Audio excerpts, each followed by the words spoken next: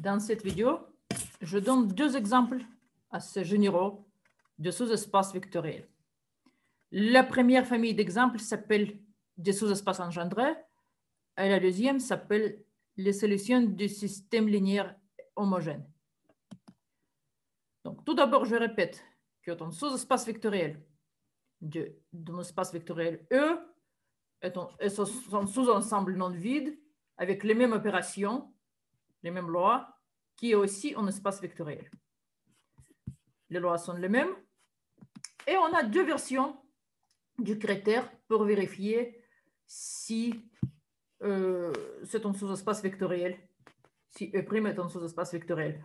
Si on a un sous-ensemble E', il est un sous-espace de E, si et seulement si il est non vide, la somme de deux éléments de E' est aussi dans E', et lambda fois un élément de E' pour tout lambda est dans E' aussi. C'est une version du critère. L'autre version du critère, c'est qu'au lieu de la première condition, on peut vérifier si 0 est dans E'. Au lieu de la deuxième et troisième condition, on peut les réunir et vérifier que U plus lambda V est dans E'. C'est comme vous voulez, vous pouvez choisir entre toute combinaison de conditions. La première est C2 ou la deuxième ici. Voilà, donc on a déjà considéré une droite vectorielle qui est l'ensemble des vecteurs collinéaires à un vecteur donné. Et on a aussi considéré le plan vectoriel qui est l'ensemble de toutes les combinaisons linéaires de deux vecteurs non nuls et non collinéaires. Maintenant, je veux généraliser ces deux exemples. Donc, je choisis une famille de vecteurs, P vecteurs, une famille finie de vecteurs dans E. Pour le moment, je ne mets aucune condition sur ces vecteurs. Ils peuvent être nuls, ils peuvent être collinéaires, ils peuvent être même égaux. C'est pourquoi, comme ils peuvent être égaux, je parle d'une famille de vecteurs, pas d'un ensemble de vecteurs, parce que dans un ensemble, tout élément appartient une seule fois. Dans une famille, c'est juste quelques vecteurs, P vecteurs, différents ou non. On choisit au hasard P vecteurs de E et on considère l'ensemble de toutes les combinaisons linéaires de ces vecteurs. Donc, il y a P coefficient lambda I dans R quelconque. Et pour toute combinaison de lambda I, tout ça doit être dans E'. C'est la définition de E'. Donc, comme je vous dis, il n'y avait pas de restriction sur les vecteurs WI.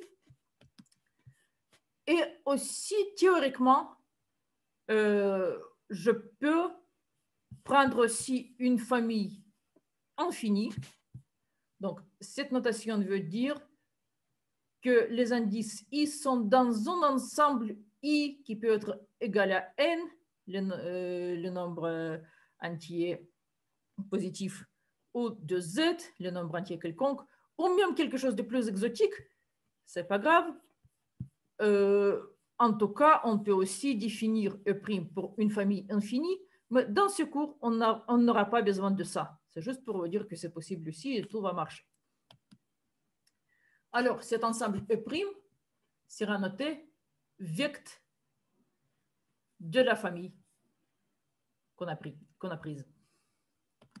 Et comme on peut facilement démontrer, cet ensemble V, qui est l'ensemble des combinaisons linéaires des vecteurs W1, W2, ainsi de suite, WP, qui est noté comme ça, est un sous-espace vectoriel de E, et on appelle V le sous-espace engendré par la famille qu'on a choisie.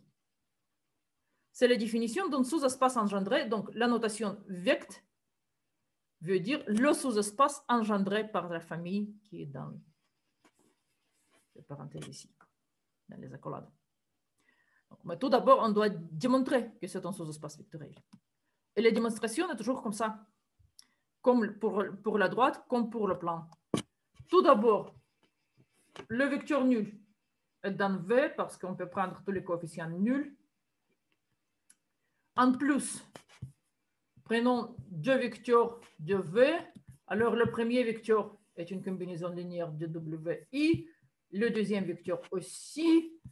On a les coefficients lambda ici et les coefficients mu ici. Alors, leur somme est aussi une combinaison linéaire comme ça. Et une constante, un scalaire fois U, est aussi une combinaison linéaire comme ça. C'est une démonstration. C'est tout pareil aux démonstrations pour le plan et pour la droite. C'est tout le même argument. C'est comme ça. Donc, vous avez vu les exemples d'un plan, vous avez vu des exemples d'une droite. Et voici, par exemple, un exemple d'un sous-espace engendré par trois vecteurs non trivial. On considère les polynômes qui sont les combinaisons linéaires de ces trois polynômes. Donc, ça sera tous les polynômes de ce type. Une combinaison linéaire de x carré, x4, x6. Et ça fera un sous-espace de l'espace de polynômes. Pourquoi pas?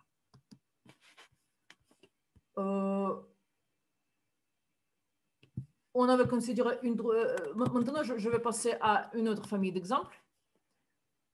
Donc, on avait considéré une droite dans R3 qui pouvait être définie comme ça ou bien comme ça. Ici, il y avait deux conditions linéaires, deux plans dans l'intersection de notre droite.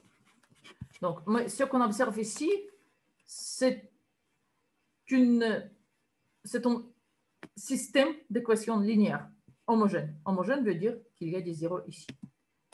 Donc, la question est comment peut-on généraliser cette construction à droite, ici. Et la réponse est comme ça. Prenons un système d'équations linéaires homogènes. Qu'est-ce que c'est un système d'équations linéaires? C'est plusieurs équations de cette forme. On cherche les inconnus x1, x2, ainsi de suite, xn. Les coefficients a et j sont donnés. C'est bien sûr a et j, j'ai aussi un indice, pardon. Les coefficients sont donnés. On a m équations pour n inconnus. M et n peuvent être différents, pas de souci. Mais ça s'appelle un système d'équations linéaires s'il y a des coefficients quelconques ici. Et si on a les zéros ici, ça s'appelle un système d'équations linéaires homogène. Homogène veut dire les zéros à droite. Donc, par exemple, ce qu'on a vu sur la diapo précédente, c'était un système comme ça, x moins z égale 0, 3x moins 2y égale 0. C'est un système homogène. Les coefficients de la première équation sont 1, 0, moins 1. Le coefficient de y est 0. Pour la deuxième équation, c'est 3, moins 2, 0. Tout ça est égal à 0, donc c'est un système d'équations homogène. Et je vous laisse comme exercice les propositions suivantes. L'ensemble des solutions, l'ensemble des vecteurs de solutions de tout système linéaire homogène est un sous-espace vectoriel de Rn. Donc, l'idée est exactement comme on a fait plusieurs fois déjà.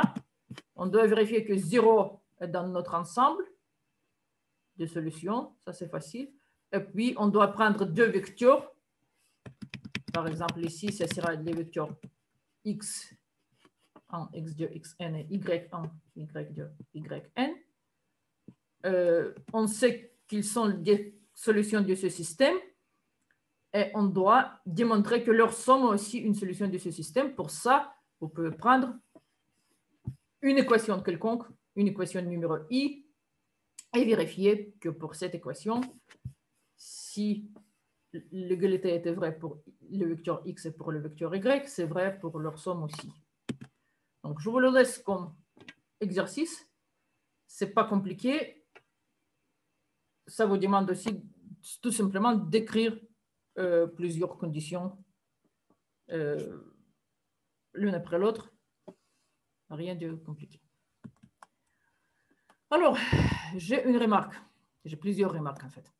Tout d'abord, une équation homogène est déjà un système. Donc, par exemple, ici, on a un système d'une équation à 3 inconnus. Donc, ça fait un plan vectoriel qui passe par 0, qui fait un sous-espace de R3.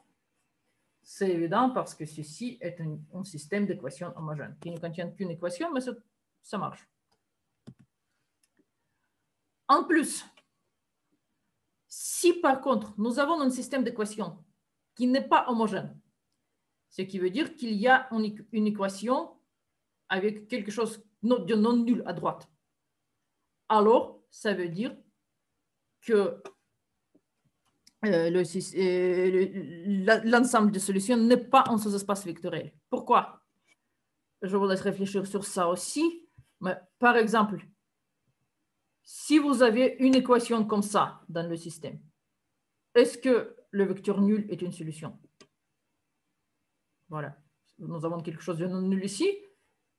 Est-ce que le vecteur nul est solution?